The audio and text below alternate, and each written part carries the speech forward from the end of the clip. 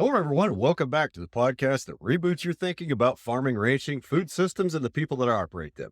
It's good to have you here. This is episode 149 of the Ranching Reboot podcast, and I'm your host, Red Hills Rancher.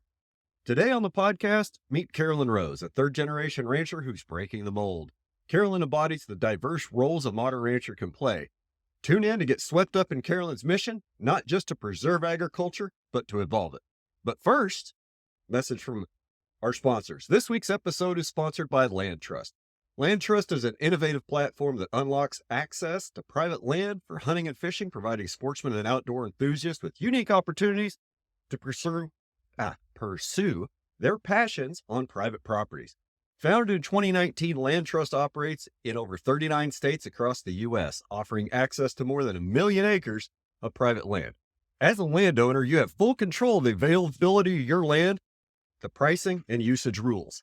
Listing your property on Land Trust is free, and you can earn significant income by hosting sportsmen for hunting, fishing, and other outdoor activities, with some landowners having the potential to earn over $20,000 a year. Don't worry about your liability. Each booking is covered with a $2 million general liability insurance policy, giving you peace of mind and security. For sportsmen, access to private land. Land Trust offers affordable and easy access to over 1 million acres of private land for hunting and fishing, previously inaccessible to many. Whether it's hunting in the Great Plains or fishing in a private pond, Land Trust offers a variety of outdoor experiences across the United States. Check out Land Trust today and see what they have to offer at landtrust.com or click the link in the show notes. This week, I'll be in Salina, Kansas for Soil Health U, presented by the High Plains Journal. If you've never been to Soil Health U, it's a really fun and informative time in Salina at the Tony's Pizza Event Center. With a schedule packed full of great breakout sessions and keynotes, Soil Health U is a great place to kick off the winter conference season. From talks about custom grazing to soil testing and water conservation, Soil Health U in Salina, Kansas, January 17th and 18th is a great place to be. Learn from others and network with new friends. Come down and see us at Soil Health U. That's soilhealthu.net for all the details. A week after that, we're going to be down in Wichita, Kansas for the 28th annual No-Till on the Plains Conference. Remember what I said about a busy conference season this year? No-Till on the Plains is another great educational and networking opportunity. You can hear from outstanding educators like Candy Thomas on soil structure. Stan Botts and Paul Jassa are also going to be there to share their wisdom. And don't worry, there's plenty of producer talks as well. There's something for everyone at No-Till on the Plains in Wichita, Kansas, January 22nd, 3rd, and 4th. Check notill.org for registration and hotel information. That's notill.org, Notill.org. My guest today, Karoline Rose, the multifaceted maverick of Montana's ranching industry, an absolute agriculture entrepreneur and marketing maestro. Fusing traditional ranching methods with innovative approaches, she co-owns and operates a unique farm-to-table retail store, The Rancher's Daughter, that celebrates local produce and her family's premium beef. A lifeline in her community, Karoline's store serves as a platform for many small makers to keep their local businesses thriving year-round. Fearlessly challenging conventions and breaking barriers, Karoline executes a remarkable array of roles with finesse. From leading a marketing agency to hosting her educational podcast, Cattleman U, to organizing the transformative She's a Hand Ranch Camp, Karoline's singular vision remains steadfast to encourage and support anyone with the zest to be a part of this extraordinary industry we call agriculture. There you have it. Here we go. Well, hello, Karoline. How are you today? Good. How are you? Well, I'm not bad. Survived Christmas, at least. How are things at your house? They were pretty low key, which I can't complain about. I own a retail store and I worked on Saturday before Christmas and the Tuesday right after Christmas. So I got to just kind of lay low, which is fine with me. Right on. What's your store? It's called The Rancher's Daughter. We sell farm-to-table products, all based in Montana. So we sell my family's beef and then beef, lamb, chicken, pork, bison, wagyu, duck, eggs, produce, cheese, kind of all of that stuff. How'd you get that started? Well, it's kind of a long story, but I'm the co-owner in it. We've got time. Yeah. I'm the co-owner in it with a girl that actually used to be head of operations in my marketing company. And I had always talked about wanting a retail space to sell our family's beef. And I was selling beef kind of in the Walmart parking lots. You'd make a deal, you'd meet someone in Walmart and you pass it from trunk to trunk. And Looks like a I, shady drug deal. Been there, done that. yeah, absolutely. And I actually got denied for selling in our local farmer's market. And it kind of rubbed me the wrong way. And I tried to plead my case. I'm an 8 on the Enneagram. And so I just said, I want a fair shot at this. And they wouldn't let me. And so I was like, oh, okay, I'll start a retail store. And so we opened it last October. Yeah, and it's called The Rancher's Daughter. We feature our family's beef, which is the number one seller by far, but it's been quite a journey. Interesting. Interesting. So, um, you sell other people's products in addition to your own family ranch's stuff in there. Yeah. All right. Where are you guys at? So the store is located in Kalispell, Montana, so up near Glacier Park. Okay. You go to that new Black Rifle Coffee. Yeah, it's really good. The guy that owns that, Andy Stump, does another podcast that I listen to. So that's why I know that there's a Black Rifle Coffee in Kalispell, Montana. There is. Yep. Very cool. Um, so tell me about your family and like tell me about your family history. How'd they get to Montana and have a ranch? So a little bit kind of going back, especially on my father's side, his parents were ranchers in Idaho, and our dynamics have always looked a little different. My grandfather is the third generation eye doctor in his family. So he always worked in town, meaning my grandma ran the farm and the ranch, and they had purebred Charolais cattle and really good cattle. My grandpa didn't run a lot of cattle, but he kept these really great genetics. And then my dad went off to Cal Poly in San Luis Obispo and was on the livestock judging team. And that's where he met my mom. They came back to the family operation, and my grandparents got a divorce. And so my mom was from California. She said, we're either moving to Montana or California. And my dad said, Montana. And he talks about moving to Townsend, Montana, which is outside of Bozeman. And he was worth $3,500 and he was driving a $2,500 pickup. And he came to Montana and he started an outfitting business. So he completely left agriculture and he started an outfitting business. And then he really wanted to be a cattle buyer. And he just weaseled his way into cattle buying. And he decided to go full-time cattle buying when I was born because he said he'd be home more often. Little did he know that that's not quite the case. And then we bought our current place that we're at now in 2011. And currently on the operation is my dad full-time, my brother and his family full-time, and then my husband and I play a role from afar, and run some cows. Okay. Very cool. So why did, I kind of want to understand a little bit why they denied you to sell at a farmer's market and what the driver was behind really wanting to do that. So I moved to Kalispell when I met my husband, and our beef is not processed in the county. There is not a federal processor in the county, which is why I wanted to plead my case. So if we back up a little bit, my dad has one sister. And when we first started selling our family beef, my dad said there's a few rules. We have to make sure that his mom and his dad are taken care of with beef and his sister. And so his sister and mother live in Portland. And so he's like, we need to be able to ship if they call and need meat when they come visit. Like, we need to be able to load up the cooler and send it with them. I said, okay. So I wasn't willing to give up our inspection label in order to be able to sell at the farmer's market. So I couldn't sell at the farmer's market because it wasn't processed in Flathead County. And there is a couple state processors here, but not a federal one. And so when I applied, she said everything has to be sourced and processed in Flathead County. And so I got denied. And I tried to explain, like, hey, there's not a processor here. And it was during COVID times. And so I said, it's really hard to get into a processor. Like, we're going to a federal one in the state, and no luck. Okay. I, now that I understand why they said that, okay. I can understand wanting to keep as much business in the county as possible. But if there's not a federally inspected processor and your business needs, like your meat business needs federally inspected products so you can cross state lines so you can ship, that's a problem. And maybe in this case, that the people that run the farmers market, now that we're a few months down the line, will look back and go, oh, maybe that was a mistake. But on the other hand, how do you feel now that you have a storefront versus farmers market about long-term success? I think the storefront provides so many more options. One of the things that was really frustrating to me with all these small makers is, the farmer's market ends I think in November in Montana. They move inside, but it ends in November.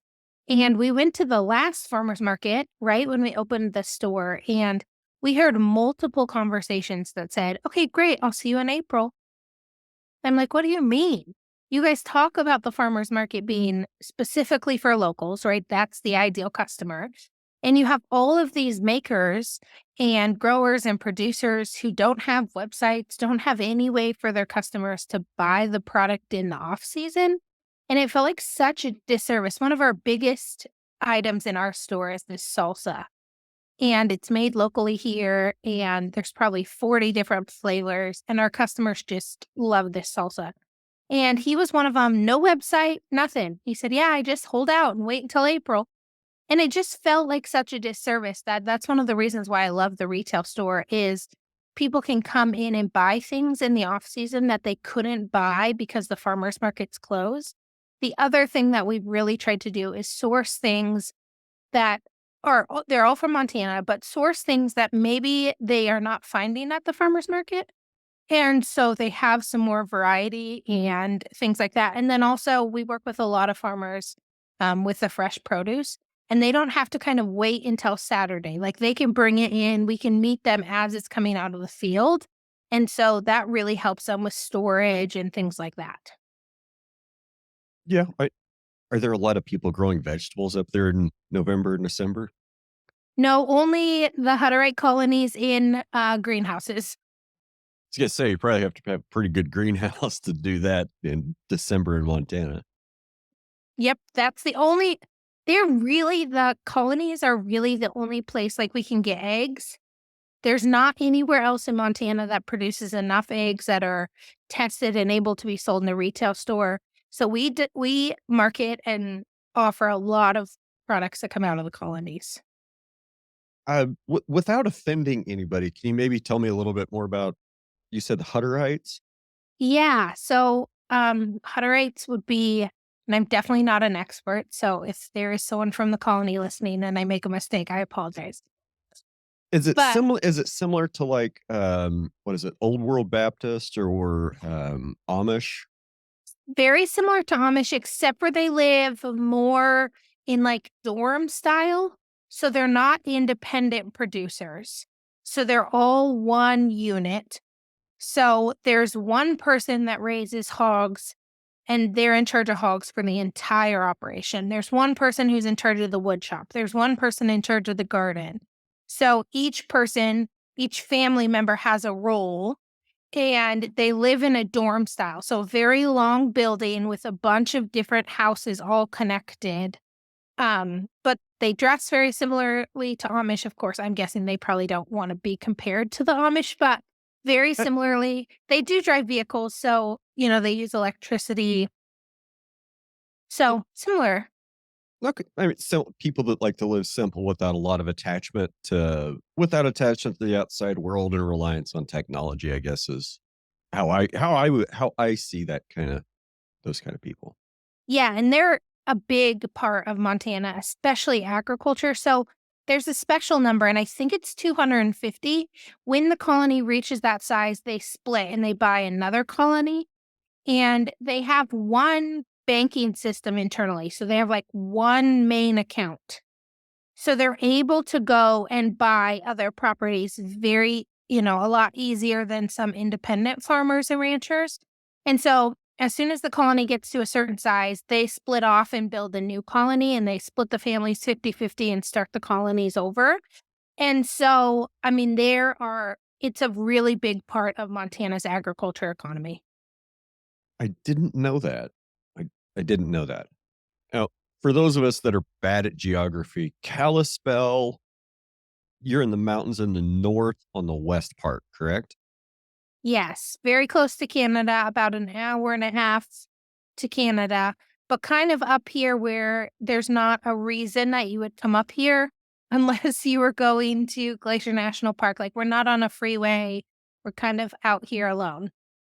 I understand how that feels. The nearest freeway or interstate is 2 hours north, 2 hours east, 3 hours south, and I kinda like that. Like, people don't just randomly end up in Sun City, Kansas because they took a wrong turn and got lost. Like, you have to really, really want to end up or go through Sun City, Kansas to be there. Like, it is an intentional mistake to be there. People don't just wander around lost out here very much. Yeah, same here. They either are going to Canada, so they're coming up, or they're going to Glacier Park or Whitefish or Flathead Lake, something like that. But it's pretty intentional, which means when people come to visit, they really enjoy it because there's things that they've never just driven by and pulled over to see. I really wanna come see Glacier. I You mean, should. while it's It's still there, I guess. it's fantastic. I mean, I have friends that go multiple times a month. It's great. You have to come kind of in July or August or September so you can go all the way through the park, but it's a great visit. Hopefully this year I'll be able to have some time in July or August where I'm not tied to the ranch and be able to do some traveling and road tripping and do some podcasting on the road and maybe see some cool things like Glacier National Park. Absolutely. You're welcome anytime. Thanks. So tell me about Carolyn. What was your school experience like and how did you end up back on the ranch? Yeah, so I grew up in a pretty small little town, um, and 100% of our income was derived from agriculture. And actually, the town I grew up in, it's called Three Forks, Montana. It's where the Three Forks form the Missouri River. And we my dad just really hustled, and he always had something going. He was always trying and testing things. Recently, they came out with, a report that said Three Forks has the highest disposable income or highest household income of any town in Montana, and that's not the Three Forks that I remember, but I was asking my dad about it, and we have a couple really big plants. So we have a talc plant and a cement plant. And so all of the blue collar workers that work at those are making 70, 80, 90,000. And so that's, I think, what changes kind of the atmosphere of the town. But it's just this really solid, small little town. We were really active in 4-H. And like I said, my dad always had a neighbor's place leased, or we were had cattle on someone else's land. Like, he was always just working to kind of expand and do some things better. When I graduated from high school, part of my story that's a little bit complicated is I ended up having a couple strokes in high school my senior year, and they were from a heart infection. And so when I decided to venture out to college, I had already been accepted to Kansas State University, and I had missed from December to May of my senior year. So I graduated, but I never went back to school. And for some reason, we thought it was a good idea for me to go to Kansas in August. So I went, and to be honest, I absolutely loved it. I ended up only staying a semester, and my dad bought a new operation and said, "Hey, if you want to be involved in this, why don't you come home? You can go to Montana State. It's about 60 minutes from home, and we'll just make that work." So that's what we did. And I came home, I went to Montana State, and I was on the livestock judging team, the wool judging team. And it took me 5 years, but I got a degree in animal science. And my super senior spring, I was applying for jobs, and I distinctly remember I got a sales rep job offer making $100,000, which in 2015 for a college grad was not bad money. And I called my dad and I started crying. I said, "Dad, I can't take the job." And here is my poor dad who's worked his entire life very hard. And he said, "What do you mean you can't take the job?" I said, "I just don't know that I can work for anyone." And I remember him saying, "Well, you have to work. This is not an option." And I said, I know, but I don't know that I want to work for someone. And he said, okay, well, what are you going to do? And I said, I want to buy cattle. And he said, you're not buying cattle from me. He said, you have to go somewhere else and figure it out on your own. And so we made an agreement that I could come back and contract work for him and buy cattle for him under my own business. And so I graduated May of 2015 and I started my company the same month. And I think the first summer I starved to death because when you buy cattle, the commission comes when you ship them. And so you can put in all this work and not make any money. And my dad kind of supplemented my starving to death by allowing me to pick rock at the feedlot. And so I did that whenever I had free time. And looking back, I had no idea about running a business. I kind of jumped in, without any safety net. Looking back, I probably should have taken a job for a couple years, but I was pretty bullheaded. And so I was involved immediately back in the operation just because I had the time and the capacity to be the extra hand and to really show up. One year we calved out about 800 heifers. And so who's self-employed that can do the night shift? Me. So I immediately came back and started to be involved in the operation. And when I graduated college, I ran some cows. So I already had a mother cow herd started and I was able to kind of assist and give benefit to that part. But on the side, I was working my business, and probably year 2, my business took over as the main thing, and then the ranch kind of became the side support that I did when I had time. Okay. And your business buying cattle. Like w- and just so I'm clear, I mean there's different like cattle buyers. Were you like order buying for other folks, buying for feedlot, buying like what kind of buying were you doing? Yeah, so the business really started out as order buying. So we sit in 7 sale barns a week, and then we market cattle in the country.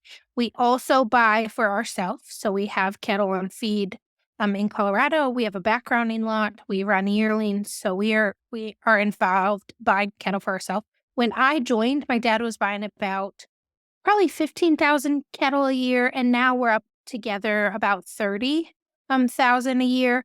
But also on top of marketing cattle that way in an order buying sense, we also started to market cattle in a seed stock world. So where we would help people with social media and sell their bulls because those two worlds merged pretty well. So I was doing both of those at that time. Very cool. Very cool. Um what what kind of cattle are you guys mostly running? I probably already know the answer, but I want to hear you say it anyway. Most are black. Black, white face, commercial types. Yeah, the thing that makes our operation a little bit unique is nowadays, every single day, my dad puts out an order for us. So for me, him, and then we have one other part-time buyer, and they're anywhere from like 250 pounds to 1,100 pounds, and we have $100 profit locked into them at that price. And so I can sit at the sale and buy one head and it still works. And so for our operation, we get a lot of no tails, missing eyes, kind of off colored ones to run as yearlings and to feed. But mostly for my customers, they like October steer heifer that weighs in the sevens, that comes off of mountain country and just hits that feedlot and grows. And then we do a lot of bred cattle as well, and we have a lot of customers that run yearlings. So we buy anywhere from 250 to fats, and we buy cold bulls and cows. So just really, if they're out there, we probably have an order for it. Okay. So what have you seen go on in the last couple of years in the Flathead Valley with the real estate prices, land prices, and culture changes due to the influx of people moving to the area due to COVID? Yeah. So in Montana, one of the things we're seeing is, of course, some ranches sell to people who have more disposable income than others and who don't want to be involved in production agriculture. And so, that is affecting where the cattle kind of are nowadays. The other thing that we are seeing is people trying to cut costs and doing it in a way that is not advantageous for their cattle or kind of for the industry. And so we went through that a little bit when cattle prices were low and people would start to do things such as not supplement mineral and just some questionable decisions like that that really came back to bite them.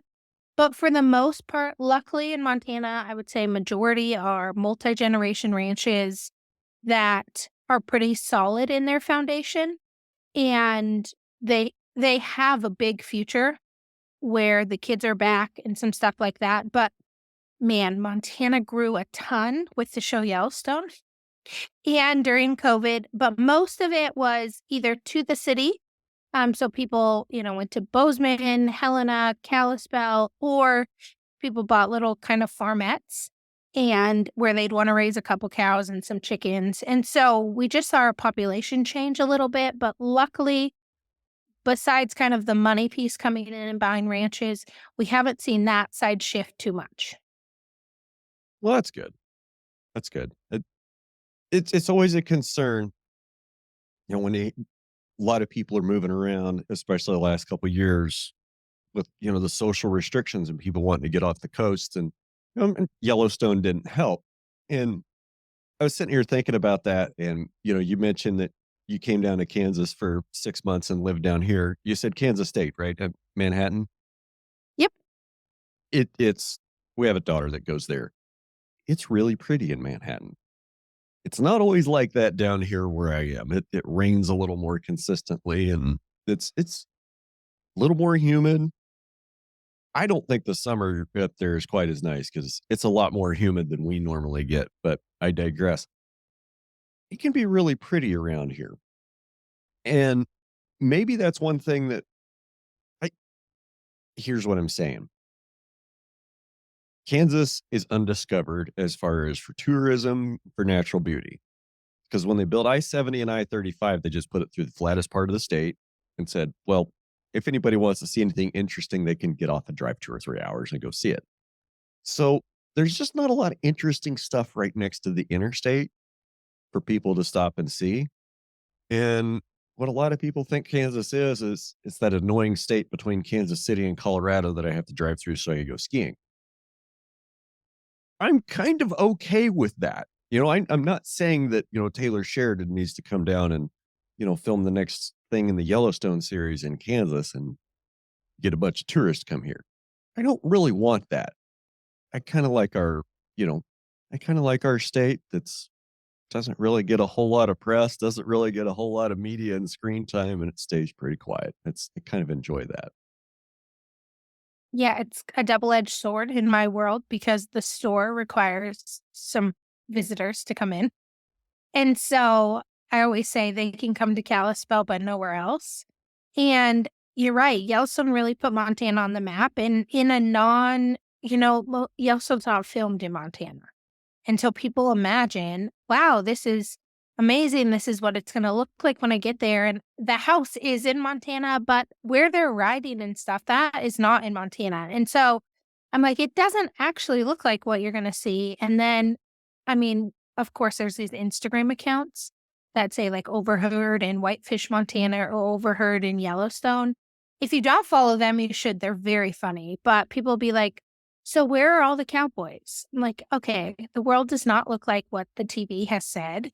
And it's always makes my heart kind of tug a little bit because it's so beautiful that I want people to experience it. I'm like, come and look at what we have. But then I'm like, can you go home? Yeah, Don't just stay. yeah, just make sure you visit the fuel stop right there, fill up your tank of gas, then go across the street, make sure you buy some food, and then go back where the hell you came from. Thank you. Yeah. Yeah, absolutely. So that is my mentality. But, we have a lot of friends that have moved here. We're not born here. And so you have to kind of be a little bit open to that. But yeah, there's a lot of people who'd like to live here. And I just don't know that we have the infrastructure to take them all. And so I hope that they just keep visiting. True. That's probably a bigger can of worms than I want to get into. You have a great point about, how tourists help businesses out with extra traffic flow.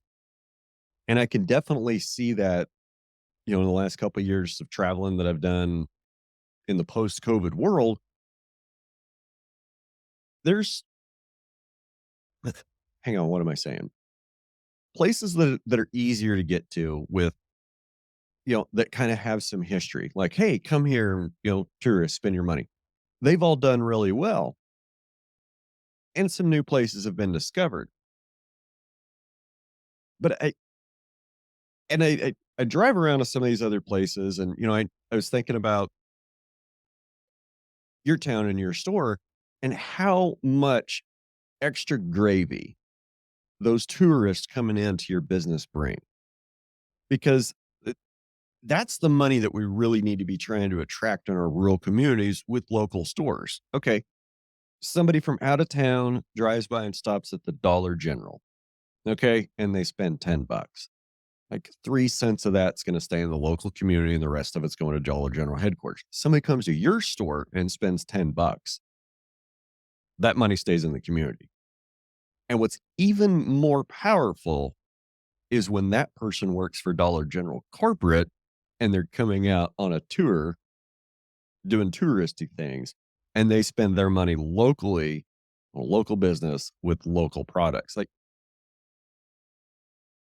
we just came out of the holidays, and I don't know about you, but for like the 30, 40 days coming up to Christmas, I just really try not to go to town, because going anywhere to any store is just absolutely way too many people for me. Just way too many people. And I just wonder, like, I don't know. I'm rambling again. I'll shut up and let you say something. Well, I've thought a lot about this, and it's really easy for us to preach shop local, but then sometimes our behaviors don't also mimic that. And so, one thing that I try to be really, really intentional with, and over the holidays, I was a little guilty of it, but not buying things that I know I can find locally on Amazon. And it's so easy in rural America to just be like, well, let's just get on Amazon and let's just order everything. And it's convenient. Like, I'm not, talking negatively about people that that's their behavior. But if we want small business to be successful, we have to also put our money into small business, which sometimes that means not convenient. And I just think a lot about that because I want people to come into my store and buy all of their groceries and, spend $100 or $200 every other week filling up their cart. And then I go online and I order things on Amazon like that just doesn't work. If I want people to come in and support my business, we got to figure out a way how to go kind of out of our routine and shop small. And so that's just something I'm trying to be really intentional about. And also, when I hear my friends talk about it that are small business owners, I'm like, let's just make sure that what we're expecting, we're also doing. Okay. So shopping small in a small town. That's that's kind of that's the note that I was making here. So, and I was kind of trying to think about that. If there's a thing that I need and I can buy it in the store in town, I'm probably going to go there. My preference is going to be a not chain, like a family owned store, and then a family owned chain, and then it kind of works up from there. Like, I would rather go to a Baumgars than a Tractor Supply, just because Baumgars has more of the crap that I need. And anyway,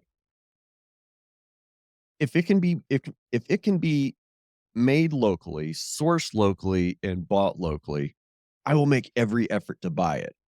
But if it's something that's like, if I can get it for $2 on Amazon, probably going to buy it on Amazon. But I would pay more. I would pay $5 for a $3 thing. If it was $3 on Amazon, I would pay $5 for it from a local vendor in a local store. A, I get to take it home with me. B, they made it. So I'm giving them $5 to put in their pocket instead of giving Amazon $3 to put in their corporate bank account and pay their, and then pay their supplier a few pennies and then pay the guy that packed it a few pennies. I'd rather give the person that made it a few more dollars and see the smile on their face and know that they put a lot of their heart and soul and craftsmanship into it. And what? It's the same thing that we talk about all the time when we talk about local food, right? I mean, yes, sometimes buying meat locally or buying produce locally from a local producer in a local small food store, farm to table store, yes, sometimes that may be a little more expensive than going to Walmart. But you can't compare the nutrient density of the foods that you sell in your store to whatever they're selling in Walmart or whatever, Kroger, Dillon's, Albertsons, y'all got up there. No comparison. So I think people's perception of value is a little bit skewed because we're used to getting it right now and real cheap and being able to say, well, why would I pay $3 for this in your store, Mr. Local Guy? I can go buy it for $2 on Amazon. That's a person that doesn't understand the importance of local small business. Yeah, one of the things I will say about Amazon is sometimes I'm not even sure what kind of store I would buy that item at. And so that is one of the benefits that I could see with Amazon is I'm like, I don't even know where it would go or who would carry this type of product, but it is perceived value is so interesting. I have people who come in into the store and don't bat an eye at some of our prices. And people oftentimes will say, "Well, you're higher than Costco." And I'm like, "I absolutely am." One, I don't have the export market that Costco does when they get beef from JBS or Tyson or Cargill. So I'm already losing $500 to $1,000 a carcass. Two, I try to pay my brother a livable wage so he can have a retirement, which shocking in agriculture is not common. And I want to make it sustainable so that my niece and nephew and my future kids someday can come back to the ranch and operate. And in agriculture, we have gotten so okay with living with this just barely livable wage. And we see this whole generation of farmers and ranchers where their retirement is soil. And it puts the next generation in this really rough spot. And so, sure, my product does cost a little bit more. It's raised in Montana. It's by, my brother and I are the third generation, but there's a lot more of the story. And I think sometimes we just put the price on things and we forget to explain the why. And the moment people hear that I'm a third generation and that I have a niece and nephew who are involved and they see the pictures on the wall, all of a sudden that price doesn't matter nearly as much if that's something they value.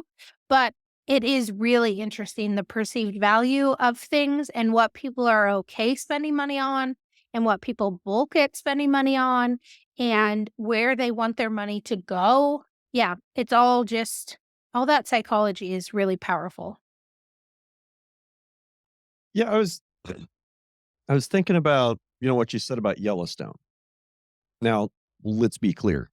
I don't watch the show. I just don't watch a whole lot of TV. But I have seen a clip where one of the characters, I think it's the Beth character, is talking to the Kevin Costner character. Yeah, I know I'm getting names and actors mixed up here, whatever. Everybody knows what I'm talking about. But it was the Beth character talking to the Kevin Costner character about selling their cattle direct and not going to the sale barn and whatnot. And it's my understanding that that wasn't an isolated incident. Like that's kind of a reoccurring theme on the show. Now, like I said, I don't watch it. But them talking about those issues, the issues that we are actually facing in the real world as cattlemen, not some fictitious John Dutton, them talking about it like that on that platform, that stuck in a lot of people's heads. That started to change how people were thinking about food and thinking about the livestock production. And that is definitely, I mean, that's definitely a good thing. And that's done nothing but bring positive exposure, you know, to the whole issue that we face. But then again, we've got, excuse me, we have the price conscious, cost cutting American shopper that just wants it at the lowest price. And if you're not offering, if there's somebody down the street cheaper, that's where they're going to take their business. And there's still a lot of people that are going to do that. They're just, I don't know how we're going to get to them. Like, I think educating the consumer so they know what they're buying, that's going to be a part of it. But I wanted to circle back to a comment you made. It says, I think you said their retirement is soil. Now, I'm not exactly sure what you meant by that, and I want to give you a chance to tell me. But I started thinking, are you talking about like their retirement's the soil, like they don't retire until they're in the soil, or they're leaving behind a bank account of organic matter in their soil? So, what did you mean by that? Yeah, in Montana, we have a whole generation of people who all of the money they've ever earned on their operation went back into the operation. So they're getting 60 or 70 and they have zero money in the bank and zero money in a retirement account. And all they have thought about their whole life is my kids are going to buy this operation and I'm going to be able to retire. And land prices increased so substantially that now the kids can't buy the land for the price that they thought, in order to make it work. And there's this whole generation that doesn't have any retirement. I mean, what they have planned for their retirement is this land. And we're seeing them come up with this, really hard stop. Do we sell this to not our kids because our kids can't afford to buy it? And or do we kind of starve along here and expect our kids to take care of us and pay our bills so the kids can ranch? And then I don't know how you ranch where you're paying for your family and your parents' family all together on the same operation. Like, it's a devastating situation happening in a good chunk of the farms and ranches that I'm associated with or I know about. There's just no retirement plan besides the land. I and yeah, that's an issue. How do we fix it though? I mean, how do we fix it with land prices skyrocketing? I mean, we can talk about coastal people from leaving due to COVID or whatever. Like, look, it's going to happen eventually. Okay. If you have a really pretty area that's accessible, easy to get to, your land price is going to go up. Like, this it's not rocket science. And land's been a great investment. They're not making any more. And when the interest rate goes to 7, 8, 9%, land seems like a much better investment than, some other risky things. So we're seeing a lot of money get piled into land and land investments. And like I said, like prices just continue to rise. And when we sat down and worked on our family partnership and succession plan almost 20 years ago, like, yes, land prices are always going to rise. They always will. We're not making any more land and we're always making more people. Okay. Supply and losses, supply and demand dictate the price of land will increase over time. So we knew this land was going to get more valuable as time goes on. But the last couple of years have thrown that curve and those projections completely out the window. Like it's increased so much faster than than we thought it would. And I don't know, it's still kind of up in the air what kind of changes we're going to have to make and what that's going to look like down the future. Um, but it also looks like, trying to do more on the same acres, like generate more cash flow on the same acres. Cause I mean, when you reach the limit of how many cows you can run on the ranch for the grass that you grow, the resource that you have available, you either have to make a change, utilize another resource, or bring in more resource. So it we'll reach the limit. I mean, we're already way past the limit of what you can pay to purchase land and just be able to pay that with livestock.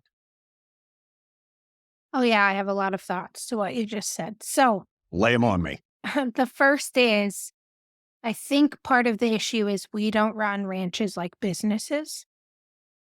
And that Most means a most few people things, don't.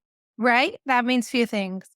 We try to pay the least amount of taxes as possible. And don't get me on here saying that I love taxes. I don't. But if you're, Taxation is theft, but yeah, it's also the price of making a profit. of success, absolutely. The price of making a profit. And so we have employees that we pay things such as their housing, their utilities, we give them food, we allow them to fill up at the ranch gas. And so they make $25,000 on paper. Well, that's pretty challenging because if they're investing off of the portion that they're making, one, I don't know that in agriculture we invest and put money away as much as we should. So there's all these problems when we don't run it as a business. And I actually have an Instagram post that we posted yesterday about this. And a lot of people in the comments are like, well, ranching needs to go back to a lifestyle. And I'm like, well, part of the reason that these financial people, money people are coming and buying ranches is because they're not profitable. They can't sustain themselves because of all of these reasons, right? So that's a huge can of worms that we can talk about. The other thing that I'm a really big believer in is you talked about making more money on the land. And I firmly believe that one of the things that's going to help us continue and ensure the next generation is creativity and is doing unique things on the operation that maybe aren't just running more cows. And one of the ways that we've done that is we host a ranch camp for women. So we have 6 of them in 2024 where women come out and they work on the ranch for 5 days. And it has been another source of revenue for the ranch. One, it's an awesome experience. The women just love it and we love having them. But it's this completely unique thing that the only reason we're able to do it is because of our setup, but there's no additional things that we need to be able to have this additional income source. And I think on ranches, some of that creativity in whatever facet it looks like is really going to be the make or break on ranches and farms that continue for the next generation. Okay. Lots to unpack there. Um, Ranching as a lifestyle. I think to some extent, ranching has existed as a lifestyle since the West was won, so to speak. So that's what 140 years ish. Okay. Um, and some we also say, oh, where'd all the owner operators go? The truth is, there really weren't that many of us to begin with. It's ranches and farming and ranching in this country has mostly been corporations for the last 150 years. That's just kind of how it's been. Um, but I go back to a quote that I heard, oh gosh, probably 30 years ago now. And it was something my dad came back and said when he came back and said after he went to ranching for profit for the first time. He said, if you want to be a cowboy, get a job. And I get that's offensive to a lot of folks. And like we said earlier, a lot of ranches aren't run as a business. Maybe it's because we don't know how, or maybe it's because we just want to play cowboy. And look, if you want a lifestyle ranch and you want to have cows and you want to spend time on a horse every day, that's fine. Like I have nothing against that. I'm just not that guy. Right? I am in business to make money. That's why I am here. I am in business to make money. The ranch supports me. The ranch, that's how I make my living is I have land. I am a land manager. I'm not just a cattleman. I am a land manager. So, concessions and other enterprises. As we go forward in time and land continues to get more expensive, we're going to get more and more investment money buying up properties. We're going to get more and more lifestyle cowboys that have watched Yellowstone too many times. Okay. We're getting a lot of those. We've always had them. They kind of come and go. And, I imagine it's kind of a rising and falling pattern. And your women's ranch camp, want to hear a little bit more about it. One of the things that I kind of made in my notes here, and I was thinking about some ranches in Texas that I just kind of have passing knowledge of. Okay. Not an expert by any stretch of the imagination, but has if you're a rancher out there and you're thinking about, okay, what other enterprises can I do? What else can I utilize? What other resources can I utilize on this ranch? I think there's some dangers of like, well, we'll turn into a hunting ranch. Okay. Don't throw away all your ecological goals in order to drive hard towards that hunting ranch thing just because that's what's making money right now. Yeah, it might be okay for a little while, but that market will move on, or you'll have something happen to your animals and that market will crash eventually. Maybe. I don't know. I'm just but the day here'd be what I would see is take an operation that's primarily cattle and struggling. And then I could see 5 years down the line, it's like, well, we've completely abandoned cattle. The grass and the trees and the shrubs on this ranch have just grown up and are not really biologically healthy and stable, but we're making a great living hunting pigs on it. Like, oh, okay. So you let it go backwards ecologically so an invasive species could come in and colonize it. And now you're going to make money by just managing that population of invasive species and culling them back. And people pay you to come do that. Okay, that's fine. I wouldn't want my ranch to look like that. That's just me. But I'm just saying that there might be, that could be a danger of that could be a danger of like, we're going to do this to save the ranch. And then 5 years later, that's all you're doing. And the ranch looks like crap. Well, maybe I just made all that up. So tell me about Women's Ranch Camp. I want to hear a little more about that. Yeah, one thing I want to add to what you just said is I think sometimes we think about extra income on the operation. We like overthink it. One of my friends, she makes field meals for her family. She's already making like 7 of them. I said, "Could you make 5 or 10 more and sell them for $20 each? It's cheaper than going down to the local diner." And she's like, "Absolutely." I mean, that's $100 or $200, right? To Oh, yeah. just be able to put in your pocket every single night of doing something that you're already doing, and I think that's what's really fun about having land is the options and the possibilities are endless, which is how we got to She's a Hand Ranch Camp, and I'll tell you a little backstory about how it started.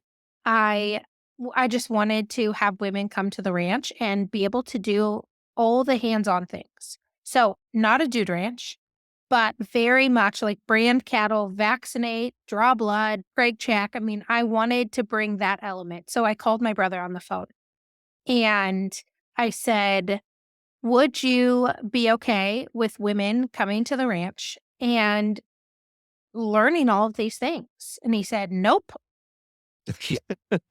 And then he thought for a minute and he said, "Well, actually, I think that's a really good idea." He said, "If we want women involved in agriculture, someone has to give them the opportunity to gain confidence and try things that they don't." So, what we do is She's a Hand. This year's a little different because we have a couple special editions, but the traditional camp is women come for 4.5 or 5 days. The first day we do leadership. We talk about the operation. We practice vaccinating, branding, ear tagging, all just kind of in the camp. And then we go to the operation and they get to try. We open our backgrounding law up to them and we just say, "It's your oyster. What do you want to do? What do you want to learn? What do you want to try?" We do a branding where they tie down the calves, we rope, and they have to set the ropes, they brand, they vaccinate, they ear tag, they cut the bull calves, they mouth cows, they preg check. They, sometimes we semen test. I mean, they are hands-on, hands dirty in this operation, and then on the very last day, we usually get 70 to 100 yearlings, and they have to process them from start to finish without any help. So they get 7 or 8, cattle at each station, and I want them to do the station enough that they feel comfortable, So someone's out there back sorting. Someone's running the bud box. Someone's running the alley. Someone's running the chute. Someone's implanting. Someone's ear tagging. Someone's giving vaccinations. Someone's branding. And someone's preg checking if needed. And so each woman stays in their role for 7 or 8 head until they feel comfortable, and then they rotate. And without any kind of help, we support, we answer questions, but they do it themselves. And if they miss one through the chute, then whoever's out there sorting sorts it out from the group and gets it back in. And it's amazing. About 2 days in, it's like the women arrive one person and they leave a different. A lot of them come from operations, but they'll say, my dad always does the branding, or I've never ran the chute because we never had time to teach me, or whatever it may be. And then we have women that come that have zero experience. Have seen a cow while driving down the freeway type of experience. And it's one of the best things we do on the operation. My dad and brother are the teacher. They love teaching, and the women just love to be there. We've had tears on the very first day just saying, I already know this is the right spot for me. I just love being here. And it's one of the coolest things we do. The last camp we did in 2023, a lot of them wanted to learn to drive the heavy equipment. So my dad's like, great, let's fire it up. You want to learn? That's what you're here for. And so we did lots of bobcat driving, some backing up with a truck and trailer. Just anything they want to gain more confidence that we can provide them, we do. But you said teaching them how to back a truck and a trailer. And I just thought, you know what? That's probably something that a lot of folks ought to pay a little bit of money to go have some training to learn how to do. If you could back a 20-foot goosenecker in, you can pretty much do about anything else. It just made me think because I have a friend that I just saw her posts on social media yesterday. She rented a U-Haul trailer in Wichita, and she was going to pull it with like a little Kia or something, and had to end up renting a Dodge diesel to pull this U-Haul with. But she was pulling a U-Haul from Wichita to Southern California and back to help her friend move. All right, maybe a little flag here doesn't make sense. It was cheaper to do a round trip out of Wichita than it was to do a one-way from SoCal to Wichita. A little weird. So I was texting her last night, and I was like, "Hey, just to let you know, turn big, stop long, plan ahead when you're pulling a trailer. Just 3 things probably ought to, probably should know. Look, when you show up to the U-Haul to hook onto a trailer with a Kia, you probably don't have a lot of towing experience. So I figured just a couple of quick tips might go a long way. And then, listening to you talk, I realized like we take it for granted. I mean, I don't know how young I was when I learned how to back up a trailer, but I remember dad yelling at me that I was doing it wrong. And we take it for granted that, we know how to do these things. I mean, I can hop in about anything and make it go, and I can back it into a parking spot. Everything up to and including a 53 footer. You put tandems behind me, I'm kind of screwed. B doubles, not going to mess with it. Anything short of that, I'm golden. Not a lot of people have that. Much less a big open space that they can get in, maybe make an error and not hit anything. So I can definitely see that. I can definitely see that.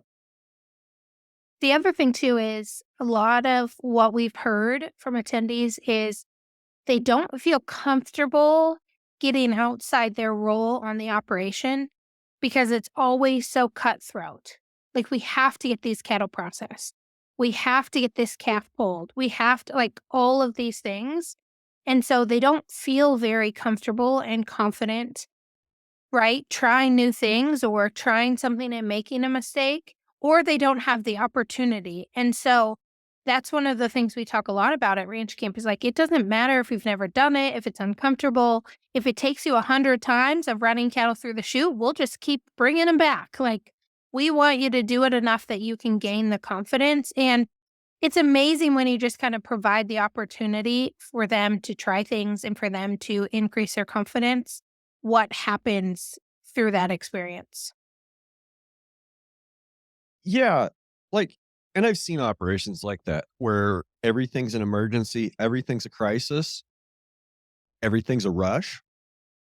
Like, I don't have time to teach you that right now. Or just stand over there. I need to do this because if I don't do it, it's going to break worse. And gosh, you got to get out of that mentality where you're in crisis management mode, you're in crisis response all the freaking time.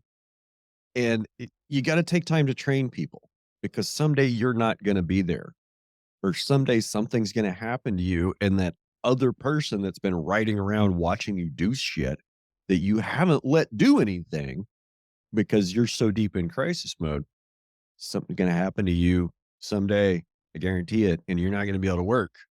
Somebody else going to have to do your shit. And if they don't know how because they don't know the why, you have failed as a mentor and a teacher. You know, oh, we don't have time to do it that way. Yeah, you do. Yeah, you do. You don't have time to be in a rush. That's what you don't have time for. You do not have time to be in a rush. You don't have time to rush things and do things rashly and without a little bit of planning and thought. At least that's how I think about things. That's what initially spurred the ranch camp idea. Was I saw two of our neighbors lose their spouses. Um, One kind of older lady, not older, probably like in her 50s or 60s, and one in her 20s. And both lost their husbands within a very short time of each other. And they're both very talented women. But one of the things that I was noticing was my brother would be going over there to support, and my brother loved it. This is no negative, but I just thought these are women that I know are very capable. What is lacking is some confidence, not skill. And so they don't feel like they've practiced this enough or they've done this enough to be able to do it. It's not that they're lacking the skill.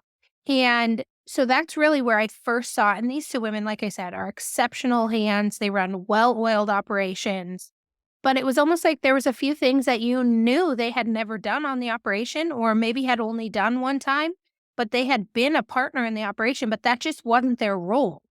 And so I thought about, like, what are these operations where the woman's role has been to take care of the kids or to be cooking and they actually haven't been outside much? And then something happens or the hired man quits and they have to get thrown into it. We have to provide this opportunity for them to learn and to try things. And so it was just this combination of wanting to get more women involved in agriculture, kind of seeing the neighbors and saying, what could we do? What could they have done to learn a little bit more confidence in this one or two areas? And also kind of wanting to show our operation in a unique avenue and show people that, it doesn't have to be 100 black cows in the field. Like, you can be a rancher and make money in agriculture and it can look, very colorful, very different. Yeah, for sure.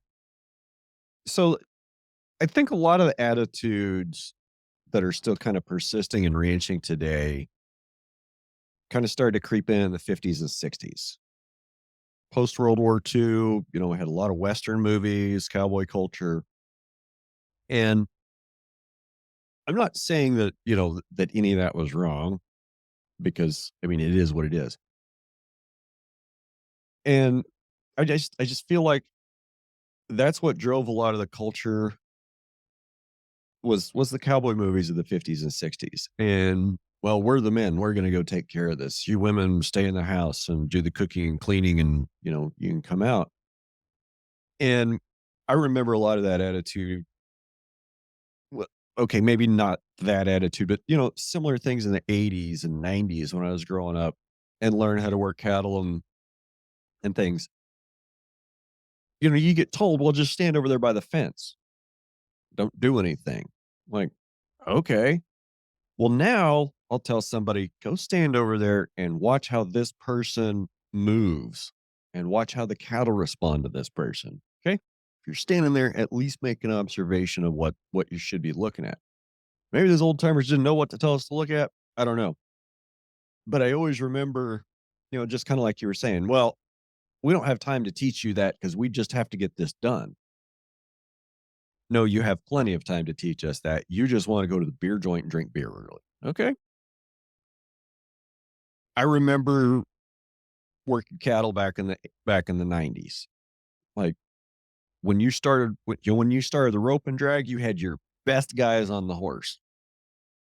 Because I mean, you put your A team up first, right? Get it done. Now, whenever the couple crews that I work with on calves, especially if they're coming to my ranch to work my calves, I want that 9-year-old on that 12-hand high pony. I want to put that young man in a saddle, and you can get up there and you can throw loops until your arm won't move. And I don't care if you catch 1 in 5. Just bring it to the fire, because those kids need to practice, and they need to practice in a live fire environment where there are people watching them, being able to give them some critique, but also supporting them when they're only catching 1 calf out of 5 loops. Like, guys, don't say shit.